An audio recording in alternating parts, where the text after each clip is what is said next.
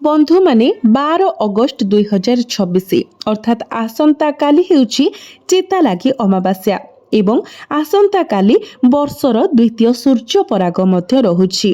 ଏହି ସୂର୍ଯ୍ୟ ପରାଗଟି ଆମର ଭାରତରେ ତଥା ଓଡ଼ିଶାରେ ଦୃଶ୍ୟମାନ ହେବ ନାହିଁ। ତେଣୁ ଏହାର ସୂତକ କାଳ କିମ୍ବା ହାଣ୍ଡି ଛାଡ଼ ନିୟମ କିଛି ବି ପାଳନୀୟ ନୁହେଁ। କିନ୍ତୁ ଏହାର ପ୍ରଭାବ ସମଗ୍ର ବିଶ୍ୱ ଉପରେ ରହିବ, ଯେହେତୁ ଏହା ଏକ ମହାଜାଗତିକ ଘଟଣା ଅଟେ। ତେଣୁ ବନ୍ଧୁମାନେ, ଏହି ଦିନ ସମସ୍ତ ମା ଏବଂ ଭଉଣୀମାନେ ଯେକୌଣସି ମୂଲ୍ୟରେ ଏହି 5ଟି ଭୁଲରୁ ଦୂରେଇ ରହିବା ଉଚିତ। ଯଦି ଆପଣ ଏହି ଚିତା ଲାଗି ଅମାବାସ୍ୟା ଦିନ ଏହି 5ଟି ଭୁଲ କରୁଛନ୍ତି, ତ ଏହା ଦ୍ୱାରା ସୂର୍ଯ୍ୟଦେବ, ରାହୁ, କେତୁ ଏବଂ ଦେବୀ ଲକ୍ଷ୍ମୀ ଅସନ୍ତୁଷ୍ଟ ହେବେ, ଯାହାଦ୍ୱାରା ଆପଣଙ୍କର ପରିବାରକୁ ଦୁଃଖ ଏବଂ ଦାରିଦ୍ର୍ୟର ସାମ୍ନା କରିବାକୁ ପଡ଼ିବ। ତେଣୁ ଭୁଲରେ ମଧ୍ୟ ଏହି ଦିନ ଏହି 5ଟି ଭୁଲ କରନ୍ତୁ ନାହିଁ। ସୂର୍ଯ୍ୟ ପରାଗ ଦିନ ପୁରୁଷ ଏବଂ ମହିଳା ଉଭୟଙ୍କୁ ଏହି 5ଟି କାର୍ଯ୍ୟରୁ କଠୋର ଭାବରେ ଦୂରେଇ ରହିବାକୁ ପଡ଼ିବ। ଏହା ହେଉଛି ବର୍ଷର ଶେଷ ସୂର୍ଯ୍ୟ ପରାଗ, ଅତ୍ୟନ୍ତ ଗୁରୁତ୍ୱପୂର୍ଣ୍ଣ ଏବଂ ସମ୍ବେଦନଶୀଳ ମହାଜାଗତିକ ସଂଯୋଜନ ଆଣିଥାଏ। ନିର୍ଦ୍ଦିଷ୍ଟ ଜ୍ୟୋତିର୍ବିଜ୍ଞାନୀୟ ସଂଯୋଗ ସୃଷ୍ଟି ହେଉଛି, ଯାହା ଆମର ଭାଗ୍ୟ ଏବଂ ମାନସିକତାକୁ ଗଭୀର ଭାବରେ ପ୍ରଭାବିତ କରିବ। ଏହା ବ୍ୟତୀତ ଏହି ଦିନ ଚିତା ଲାଗି ଅମାବାସ୍ୟା। ହିନ୍ଦୁର ଧର୍ମରେ ବର୍ଷରେ 12ଟି ଅମାବାସ୍ୟା ଥିବାବେଳେ ଚିତା ଲାଗି ଅମାବାସ୍ୟା ଏକ ବିଶେଷ ଏବଂ ଗୁରୁତ୍ୱପୂର୍ଣ୍ଣ ସ୍ଥାନ ଅଧିକାର କରିଥାଏ। ଏହି ଦିନ ମା ଲକ୍ଷ୍ମୀ ସ୍ୱୟଂ ତାଙ୍କର ବାହନ ପେଚାରେ ବସି ପୃଥିବୀ ପରିକ୍ରମା କରି ପୃଥିବୀକୁ ଅବତରଣ କରନ୍ତି। ଏହି ସମୟରେ ତାଙ୍କ ପାଇଁ କରାଯାଇଥିବା ପୂଜା, ଆଧ୍ୟାତ୍ମିକ ଅଭ୍ୟାସ ଏବଂ ରୀତିନୀତି ବହୁ ଗୁଣ ଲାଭ ପ୍ରଦାନ କରେ, ପ୍ରାୟତଃ ଲକ୍ଷ ଲକ୍ଷ ଗୁଣ ଅଧିକ, ଯାହା ବ୍ୟକ୍ତିର ପ୍ରାର୍ଥନାର ସଫଳତାକୁ ସୁନିଶ୍ଚିତ କରେ ଏବଂ ଦେବୀଙ୍କର ଆଶୀର୍ବାଦ ସୁରକ୍ଷିତ କରେ। ଏହା ସହିତ ଏହି ସୂର୍ଯ୍ୟ ପରାଗ ପବିତ୍ର ଶ୍ରାବଣ ମାସରେ ପଡୁଛି। ତେଣୁ ଏହି ସମୟରେ କରାଯାଇଥିବା ପ୍ରତିକାର ପୂଜା ଏବଂ ଆରାଧନା ଭଗବାନ ମହାଦେବଙ୍କର ପ୍ରତ୍ୟେକ କୃପା ଆହ୍ୱାନ କରିପାରିବ। ଅଗଷ୍ଟ 12 ତାରିଖ ସୂର୍ଯ୍ୟ ପରାଗ ଚିତା ଲାଗି ଅମାବାସ୍ୟାରେ ସଂଗଠିତ ହେଉଛି, ଯାହା ସୂର୍ଯ୍ୟ ଯୋଗ, ପିତୃ ଯୋଗ, ସିଦ୍ଧି ଯୋଗ, ମହାଲକ୍ଷ୍ମୀ ଯୋଗ, ଧନ ଯୋଗ ଏବଂ ଅମୃତ ସିଦ୍ଧି ଯୋଗ ଭଳି ଶୁଭ ସଙ୍ଗମ ସୃଷ୍ଟି କରେ। ବୈଦିକ ଜ୍ୟୋତିଷ ଅନୁସାରେ ଏପରି ସୂର୍ଯ୍ୟ ପରାଗ ପ୍ରତି 108 ବର୍ଷରେ କେବଳ ଥରେ ହୁଏ। ଏହି ସମୟରେ କରାଯାଇଥିବା ଭୁଲ ଗୁଡ଼ିକ ଆପଣଙ୍କ ଜୀବନରେ ଅନେକ ଅସୁବିଧାକୁ ଆମନ୍ତ୍ରଣ କରିପାରେ। ଯେତେବେଳେ ଶୁଭ ମୁହୂର୍ତ୍ତ ସମୟରେ କରାଯାଇଥିବା ପ୍ରତିକାର ଆପଣଙ୍କର ଭାଗ୍ୟକୁ ସଜାଡ଼ି ପାରେ, ନବଗ୍ରହ ଆପଣଙ୍କ ପାଇଁ ଅନୁକୂଳ ହେବା ଆରମ୍ଭ କରିବେ, ଆପଣଙ୍କର ଅଟକି ରହିଥିବା ବ୍ୟବସାୟ ଆଗକୁ ବଢ଼ିବ ଏବଂ ଦେବୀ ଲକ୍ଷ୍ମୀ ଏବଂ ଭଗବାନ ମହାଦେବଙ୍କ କୃପାରୁ ଆପଣ ଆଉ କୌଣସି ଆର୍ଥିକ ଅସୁବିଧାର ସମ୍ମୁଖୀନ ହେବେ ନାହିଁ। ବର୍ଷର ଏହି ଶେଷ ସୂର୍ଯ୍ୟ ପରାଗ ବିଶେଷ ଭାବରେ ସ୍ୱତନ୍ତ୍ର, କାରଣ ଏହା ଏକ ପୂର୍ଣ୍ଣ ସୂର୍ଯ୍ୟ ପରାଗ ହେବ। ବୈଜ୍ଞାନିକ ମାନେ ବ୍ୟାଖ୍ୟା କରନ୍ତି ଯେ ଯେତେବେଳେ ଚନ୍ଦ୍ର, ସୂର୍ଯ୍ୟ ଏବଂ ପୃଥିବୀ ମଧ୍ୟରେ ଅବସ୍ଥାନ କରେ, ଏହା ସୂର୍ଯ୍ୟଙ୍କ ଆଲୋକକୁ ସମ୍ପୂର୍ଣ୍ଣ ଭାବରେ ଲୁଚାଇ ଦିଏ, ଯାହା ସୂର୍ଯ୍ୟଙ୍କୁ ଅଦୃଶ୍ୟ କରିଦିଏ। ଏହା ଫଳରେ ସୂର୍ଯ୍ୟ କିରଣ ପୃଥିବୀରେ ପହଞ୍ଚି ପାରେ ନାହିଁ। ଦିନର ମଧ୍ୟଭାଗରେ ହଠାତ୍ ଅନ୍ଧକାର କଳ୍ପନା କରନ୍ତୁ। ଏହି ଘଟଣା ଧାର୍ମିକ ଏବଂ ବୈଜ୍ଞାନିକ ଦୃଷ୍ଟିକୋଣରୁ ଅସାଧାରଣ ଏବଂ ବିରଳ। ଏହା ଭାରତରେ ଦୃଶ୍ୟମାନ ହେବ ନାହିଁ, କିନ୍ତୁ ନିଶ୍ଚିତ ଭାବରେ ଏହାର ପ୍ରଭାବ ସମଗ୍ର ବିଶ୍ୱ ଉପରେ ପଡ଼ିବ। ଏହି ଦିନ ନିର୍ଦ୍ଦିଷ୍ଟ ପ୍ରତିକାର କରି ଆପଣ ନିଜକୁ ସମସ୍ତ ପ୍ରକାରର ଦୁଃଖ କଷ୍ଟରୁ ମୁକ୍ତ କରିପାରିବେ। ବିପରୀତରେ ଏହି ସୂର୍ଯ୍ୟ ପରାଗରେ କିଛି କାର୍ଯ୍ୟ କଡ଼ାକଡ଼ି ଭାବରେ ନିଷେଧ କରାଯାଇଛି। ଯଦି କେହି ପୁରୁଷ ହୁଅନ୍ତୁ କିମ୍ବା ମହିଳା ଏହି ସୂର୍ଯ୍ୟ ପରାଗ ଦିନ ଏହି 5ଟି ନିର୍ଦ୍ଦିଷ୍ଟ କାର୍ଯ୍ୟ ସଠିକ ଜ୍ଞାନ ବିନା କରନ୍ତି, ତେବେ ସେମାନେ ସୂର୍ଯ୍ୟଦେବଙ୍କର ନକାରାତ୍ମକ ପ୍ରଭାବ ଏବଂ ଗ୍ରହ କ୍ରମାନୁସାରେ ଜୀବନ ସାରା ନିରାଶାର ସମ୍ମୁଖୀନ ହୋଇପାରନ୍ତି। ସମ୍ଭାବ୍ୟ ଭାବରେ ଶନି ଦୋଷ କିମ୍ବା ମଙ୍ଗଳ ଦୋଷ ପରି କ୍ଲେଶରେ ପୀଡ଼ିତ ହୋଇପାରନ୍ତି।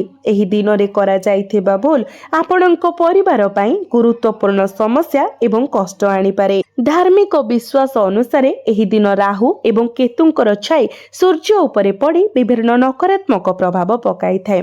जदि कई सूर्य पराग दिन किछि निषिद्ध कार्य लिप्त हुअंती तेबे शुभता तांको द्वाररु दूरेई जाई पारे। विवाहिता महिला एवं परिवारर वयस्क माने विशेष सतर्कता अवलंबन करिबा उचित, नचेत परिवार रे घोर दारिद्र्य देखा देई पारे। भारतीय मानक समय अनुसार यही सूर्य पराग अगस्ट 12 तारिख सकाळ प्राय 9:02 रे आरंभ हेबो एवं एहा प्राय 10:45 रे एहार शीर्ष तीव्रतारे पहुंचिबो एवं तापरे धीरे धीरे कमी जिवो। प्राय 12:08 रे शेष हेबो। मोट उपरे ग्रहण प्राय 3 घंटा 4 मिनिट पर्यंत रहिबो। जदिओ ए सूर्य पराग भारत रे सीधा सड़क दृश्यमान न होई पारे कारण एहार संपूर्णता मुख्यतः दक्षिण गोलार्ध देई जिवो, जहाँ न्यूजीलैंड, पूर्व ऑस्ट्रेलिया, प्रशांत महासागर एवं अंटार्कटिका भली अंचल को आवृत करिबो। ज्योतिष शास्त्र अनुसार जेतेबेले सूर्य किंबा चंद्र उपरे छाई पड़ी थाए सेतेबेले एहा पृथ्वीर प्रत्येक जीव उपरे एक सूक्ष्म प्रभाव पकाई थाए। तेणु धार्मिक दृष्टिकोणरू एही पराग समय निर्धारित नियम पालन करिबा बाध्यतामूलक बोली विवेचना करा जाए। शास्त्र अनुसार एही सूर्य पराग समय सूतक सम पालन करा जाए। एही समय शुभ कार्य, उत्सव, विवाह, प्रार्थना किंबा हवन करिबा निषेध। अगस्ट 11 तारिख राति 10टारे भारत रे सूर्य परागर नकारात्मक प्रभाव आरंभ हेबो। एही समय मध्यरे पुरुष एवं महिला उभय को कड़ाकड़ी भावरे किछि भूल को एड़ाइबाकू पड़िबो, नचेत आपणकू राहु एवं केतुंकर प्रतिकूल प्रभावर सम्मुखीन हेबाकू पड़ी पारे, जहाँ आपणक जीवन रे विभिन्न असुविधार कारण होई पारे। एड़ाइबाकू थिबा प्रथम भूल हेउछि सूर्य पराग बुधवार दिन हेउछि, जेउ दिन लोक माने प्रायतः केश काटी थांती किंबा नख काटी थांती। आपण एही दिन कौनसी परिस्थिति रे मध्य आपणकर केश काटिबा किंबा नख काटिबा उचित नुहे। विशेष करी महिला माने ध्यान देबा उचित जे परागर अशुभ समय आरंभ हेबा परे सारा दिन सेमानंकर केशरे तेल किंबा कौनसी कलर लगांतु नाही किंबा केश धुअंतु नाही। शास्त्र रे कुहा जाईछि जे जदि जणे महिला अमावास्या किंबा पराग भली समय चुटी रे तेल लगांती किंबा केश काटती तेबे तांको घरे नकारात्मक शक्ति बास करि पारे एवं आर्थिक समस्या उपजी पारे। आपणको एथिप्रति विशेष ध्यान देबाकू पड़िबो। एहा व्यतीत सूतक समय आरंभ हेबा परे दिन सारा कौनसी आर्थिक कारोबार जेपरि टंका ऋण देबा किंबा ऋण नेबा एभली कारोबार करंतु नाही। शास्त्र एही समय आर्थिक कारोबार विरुद्ध रे परामर्श दिए, नचेत जणे व्यक्ति सारा वर्ष ऋण भार रे बुड़ी रही पारंती। तांकर आर्थिक परिस्थिति खराब होई पारे एवं टंका संबंधी समस्या तांको जीवन को कष्ट देई पारे। शेषरे एही समय मध्यरे धारुआ जिनिस जेभली कि चोरी किंबा कैंची किंबा कौनसी लुहा जिनिस किणंतु नाही। शास्त्र एही समय धारुआ जिनिस किणिबा विरुद्ध रे सतर्क कराए, कारण एहा करिबा द्वारा परिवार मध्यरे द्वंद्व एवं झगड़ा होई पारे, परिवार मध्यरे फाट सृष्टि होई पारे। बंधु माने गुरुवार दिन सूर्य पराग हेबाकू जाउछि, बुधवार दिन सूर्य पराग हेबाकू जाउछि। एही दिन आपणको मांस, माछ, मद्यपान किंबा कौनसी निशाद्रव्य खाइबारु कड़ाकड़ी दूरेई रहिबा उचित। ଏହା କରିବା ଦ୍ୱାରା ସିଧାସଳଖ ଆପଣଙ୍କ ବୈବାହିକ ଜୀବନ ଏବଂ ବ୍ୟବସାୟ ଉପରେ ପ୍ରଭାବ ପଡ଼ିପାରେ। ଦ୍ୱିତୀୟତଃ ବିବାହିତା ମହିଳାମାନେ ନିଶ୍ଚିତ କରିବା ଉଚିତ ଯେ ସେମାନେ ଗ୍ରହଣ ଦିନ କେବେ ବି ତାମସିକ ଖାଦ୍ୟ, ରସୁଣ ଏବଂ ପିଆଜ ମୁକ୍ତ ଖାଦ୍ୟ ପ୍ରସ୍ତୁତ କରିବେ। ତାମସିକ ଖାଦ୍ୟକୁ ଦୂରରେ ରଖିବେ। ସାତ୍ୱିକ ଖାଦ୍ୟ ପ୍ରସ୍ତୁତ କରିବା ଅତ୍ୟନ୍ତ ଶୁଭ ବୋଲି ମାନା ଯାଇଥାଏ। ଏହା ପରାଗର ସୂତକ ସମୟର କୌଣସି ପ୍ରତିକୂଳ ପ୍ରଭାବକୁ ଆପଣଙ୍କ ଘର ଉପରେ ପ୍ରଭାବ ପକାଇବାରୁ ରୋକିବ। ଏହା ବ୍ୟତୀତ ଯଦି ଆପଣ ବିବାହିତ ତେବେ ସାରା ଦିନ ବ୍ରହ୍ମଚର୍ଯ୍ୟ ପାଳନ କରନ୍ତୁ। ଘନିଷ୍ଠତାରୁ ଦୂରେଇ ରହିବାକୁ ପରାମର୍ଶ ଦିଆଯାଇଛି, କାରଣ ଜାଣିଶୁଣି ଏଥିରେ ଲିପ୍ତ ରହିବା ଆପଣଙ୍କ ବୈବାହିକ ଜୀବନକୁ ନକାରାତ୍ମକ ଭାବରେ ପ୍ରଭାବିତ କରିପାରେ। ପୁରୁଷମାନେ ଦିନ ସାରା କାହା ସହିତ ଉଚ୍ଚ ସ୍ୱରରେ କଥା ନ ହେବା ପାଇଁ ବିଶେଷ ସତର୍କ ରହିବା ଉଚିତ ଏବଂ ଡାଳ ଭାଙ୍ଗିବା କିମ୍ବା ଗଛରୁ ପତ୍ର ଛିଣ୍ଡାଇବା ଠାରୁ ଦୂରେଇ ରହିବା ଉଚିତ। ଆପଣଙ୍କ ବଡ଼ ଲୋକମାନଙ୍କୁ ଗୁରୁଜନ ମାନଙ୍କୁ ଏପରି କିଛି କୁହନ୍ତୁ ନାହିଁ ଯାହା ସେମାନଙ୍କ ଭାବନାକୁ ଆଘାତ ଦେଇପାରେ, କାରଣ ଏହା ସିଧାସଳଖ ଆପଣଙ୍କର ନବଗ୍ରହ ଉପରେ ପ୍ରଭାବ ପକାଇପାରେ ଏବଂ ଆଗାମୀ ବର୍ଷ ସାରା ସ୍ଥାୟୀ ଦୁର୍ଭାଗ୍ୟ ଆଣିପାରେ। ମହିଳାମାନେ ପରାଗ ଦିନ ଅଧିକ ମସଲାଯୁକ୍ତ ଖାଦ୍ୟ ରାନ୍ଧିବାରୁ ଦୂରେଇ ରୁହନ୍ତୁ। ଏହା ସହିତ ପରଦିନ ଘର ପୋଛିବା ଉଚିତ। ପୋଛିବା ପାଇଁ ବ୍ୟବହୃତ ପାଣିରେ 1 ଚାମଚ ଲୁଣ ମିଶାଇ ପୋଛିବା ଉଚିତ।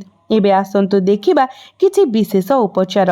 ଯଦି ସୂର୍ଯ୍ୟ ପରାଗ ଦିନ କରାଯାଏ ତେବେ ଆପଣଙ୍କ ଜୀବନରେ ଗୁରୁତ୍ୱପୂର୍ଣ୍ଣ ପରିବର୍ତ୍ତନ ଆସିପାରେ। ପ୍ରଥମ ଉପଚାର ହେଉଛି ଭାଗ୍ୟର ଦ୍ୱାର ଖୋଲିବାର ଉପଚାର।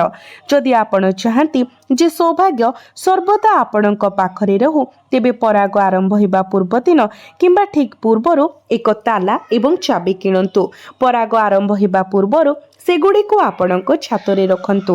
ତା ପରଦିନ ମନ୍ଦିରର ପୁରୋହିତଙ୍କୁ ତାଲା ଏବଂ ଚାବି ଦାନ କରିଦିଅନ୍ତୁ। ଆପଣ ସକାଳୁ ଉଠି ସ୍ନାନ କରିସାରିବା ପରେ ନିଜର ପୂଜା ଘରେ ପୂଜା କରନ୍ତୁ। ତାପରେ ସେହି ତାଲା ଚାବିକୁ ନେଇ କୌଣସି ମନ୍ଦିରକୁ ଯାଆନ୍ତୁ ଏବଂ ପୁରୋହିତଙ୍କୁ ତାହା ଦାନ କରିଦିଅନ୍ତୁ। ଏହି ସରଳ ଉପଚାର ଆପଣଙ୍କ ଭାଗ୍ୟର ଦ୍ୱାର ଖୋଲିବ ଏବଂ ନୂତନ ସୁଯୋଗ ଆଣିବ। ଦ୍ୱିତୀୟ ଉପାୟଟି ହେଉଛି ଦୁର୍ଭାଗ୍ୟରୁ ମୁକ୍ତି ପାଇଁ। ଯଦି ଆପଣ ଅନୁଭବ କରନ୍ତି ଯେ ଆପଣ ଶନି ଦୋଷ, ମଙ୍ଗଳ ଦୋଷ କିମ୍ବା କୌଣସି ନକାରାତ୍ମକ ଶକ୍ତି ଦ୍ୱାରା ପ୍ରଭାବିତ, ତେବେ ସୂର୍ଯ୍ୟ ପରାଗ ଆରମ୍ଭ ହେବା ମାତ୍ରେ ମୁଠାଏ କଳା ଗୋଲମରିଚ ନିଅନ୍ତୁ ଏବଂ ସେଗୁଡ଼ିକୁ ଆପଣଙ୍କ ଶରୀରର ମୁଣ୍ଡରୁ ପାଦ ପର୍ଯ୍ୟନ୍ତ 8 ଥର ଘୁରାନ୍ତୁ। ତାପରେ ସେଗୁଡ଼ିକୁ ଏକ ମାଟି ପାତ୍ରରେ ରଖନ୍ତୁ ଏବଂ ସେଗୁଡ଼ିକୁ ଜଳାଇ ଦିଅନ୍ତୁ। ଏହା କରିବା ଦ୍ୱାରା ଏପରି ସମସ୍ତ ଦୁଃଖ ଦୂର ହୋଇଯିବ ଏବଂ ଆପଣ ତୁରନ୍ତ ଆଶ୍ୱସ୍ତି ଏବଂ ହାଲୁକା ଅନୁଭବ କରିବେ। ତୃତୀୟ ପ୍ରତିକାର ହେଉଛି ଆପଣଙ୍କ ଘରେ ସମୃଦ୍ଧି ଏବଂ ପ୍ରାଚୁର୍ଯ୍ୟ ଆକର୍ଷିତ କରିବ। ଯଦି ଆପଣ ଚାହାନ୍ତି ଯେ ଆପଣଙ୍କ ଘରେ କେବେ ଧନର ଅଭାବ ନ ହେଉ, ତେବେ ସୂର୍ଯ୍ୟ ପରାଗ ସମୟରେ ଏକ ଲାଲ କପଡ଼ା ଭିତରେ କିଛି ଗୋଟା ଧଣିଆ ରଖନ୍ତୁ ଏବଂ ଏହାକୁ ଆପଣଙ୍କର ପୂଜା ଘରେ ଗୋଟିଏ ଛୋଟ ପୁଟୁଳିରେ ବାନ୍ଧି ଦିଅନ୍ତୁ ଏବଂ ତା ପାଖରେ ଏକ ଘିଅର ଦୀପ ଜାଳନ୍ତୁ। ତାପରେ ଏହି ପିଟୁଳିକୁ ଆପଣଙ୍କ ହାତରେ ଧରି ଦେବୀ ଲକ୍ଷ୍ମୀଙ୍କର ବୀଜ ମନ୍ତ୍ର ଓମ୍ ମହାଲକ୍ଷ୍ମୀ ନମଃ 11 ଥର ଜପ କରନ୍ତୁ। ତାପରେ ଏହି ପୁଟୁଳିକୁ ଆପଣଙ୍କ ଆଲମାରୀ କିମ୍ବା ଟଙ୍କା ରଖୁଥିବା ସ୍ଥାନରେ ସୁରକ୍ଷିତ ଭାବରେ ରଖନ୍ତୁ। ଏହି ପୁଟୁଳିଟି ଦେବୀ ଲକ୍ଷ୍ମୀଙ୍କର ଆଶୀର୍ବାଦର ଏକ ଉତ୍ସ ଭାବରେ କାର୍ଯ୍ୟ କରିବ। ଆପଣଙ୍କ ଘରେ ପ୍ରଚୁର ଧନ ଆଣିବ। ବନ୍ଧୁମାନେ, ଶାସ୍ତ୍ରରେ କୁହାଯାଇଛି ଯେତେବେଳେ ସୂର୍ଯ୍ୟ ପରାଗ ଭଳି ଏକ ଗୁରୁତ୍ୱପୂର୍ଣ୍ଣ ସ୍ୱର୍ଗୀୟ ଘଟଣା ଘଟେ, ଜଣେ ଆଧ୍ୟାତ୍ମିକ ସାଧକ କିଛି ସରଳ କିନ୍ତୁ ବିଶେଷ ପ୍ରତିକାର କରିବା ଉଚିତ। ଏହା କରିବା ଦ୍ୱାରା ପରାଗର ପ୍ରତିକୂଳ ପ୍ରଭାବ ହ୍ରାସ ହୁଏ ଏବଂ ଆପଣଙ୍କର ଭାଗ୍ୟ ମଧ୍ୟ ବୃଦ୍ଧି ହୁଏ।